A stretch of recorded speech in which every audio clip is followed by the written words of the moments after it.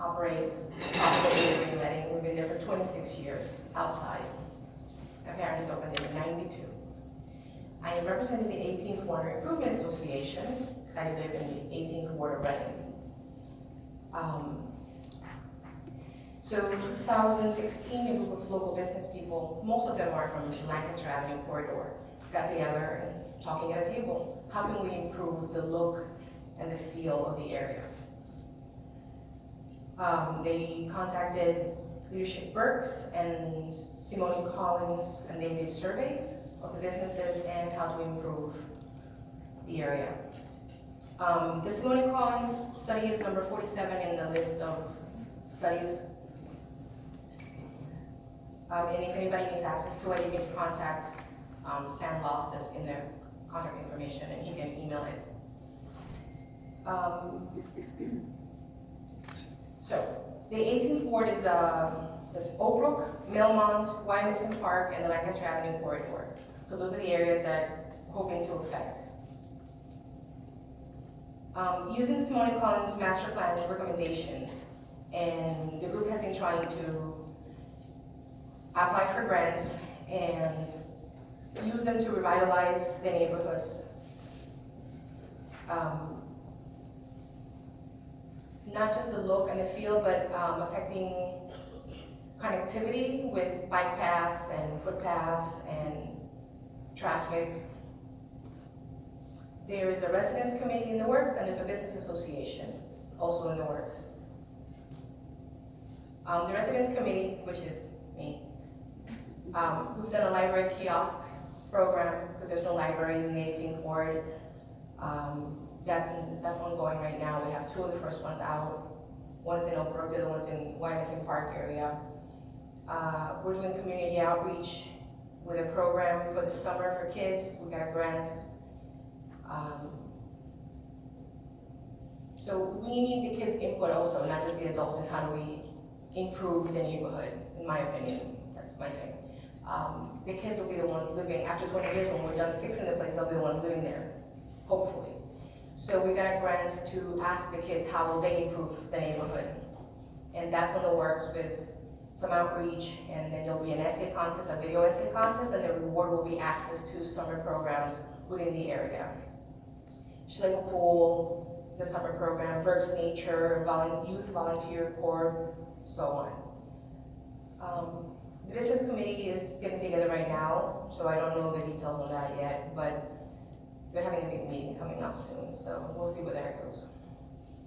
The top challenges that we're facing right now is the West Shore Bypass rebuild, which is slated. That is study number 48 in the list.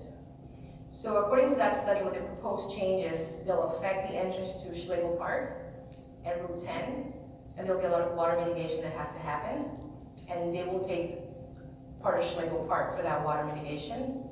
So we're trying to retain pedestrian and bicycle paths connectivity. We're trying to mitigate the effects of the new ramps and intersections that are coming up with that study, and keep connectivity between both sides of the river.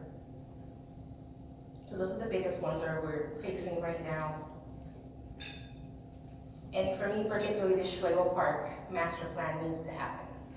One of the suggestions in the original study was that Schlegel Park needs to have a master plan done to basically get the money from PennDOT to rebuild that section instead of just taking over it, to rebuild it and make it into a useful area and still collect the water that's coming off of the bypass. So that master plan needs to happen, but it has to come obviously from the city. It can't come from a nonprofit, and it has to be presented.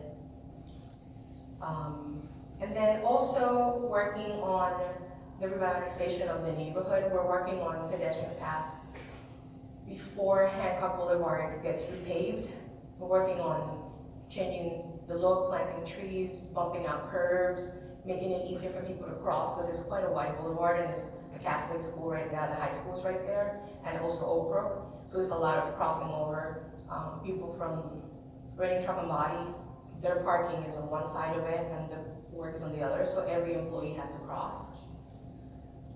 So we're trying to work on that first, and trying to find a way to access Schlegel Park from the Obergan Missing Park area without having to drive, which is the huge challenge, because of course, the logical thing is to go under the railroad tracks. But that's also the most expensive way to do it, but that's the most logical one, because the kids have been crossing over that railroad for years to get to the park.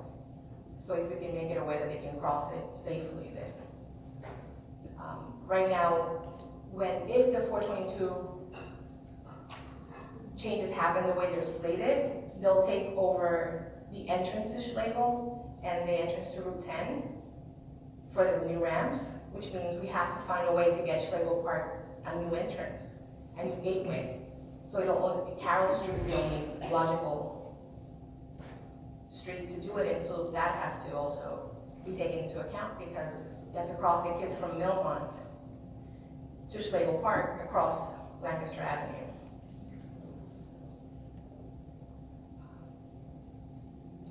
Other than that, I don't know what else to have. Questions? Yes, ma'am. So it seems like the focus on creating more activity and more experiences is in the warmer months. Is there a community center, or are there gathering places within that ward? And I'm familiar with where you're talking about that it can be utilized during inclement, time of year. Your fall, your winter, early spring, that can offer some cultural experiences. Oftentimes the library is a hub for that. And so what are your plans for creating that? There is no library in the 18th Right, ward, the exactly. District 1 actually already. Right. Which is why we have the kiosk program, because there's no access to books. I have to go to Shillington to take my daughter to get a book, or go into the city. So there's no actual physical building that I know of that is accessible to the public. There's a lot of private and religious places that have spaces that do activities. But as far as I am concerned, as far as I know, you have to go to Olivet's, or you have to go to... It's outside the ward. Yeah, well, Olivet's is right next to, it's in Oakbrook. Yeah, but it's still not a public place, it's not a city. The only thing that we have is the Schlegel Park Field House, and that can sit, I think, 50, 75 people.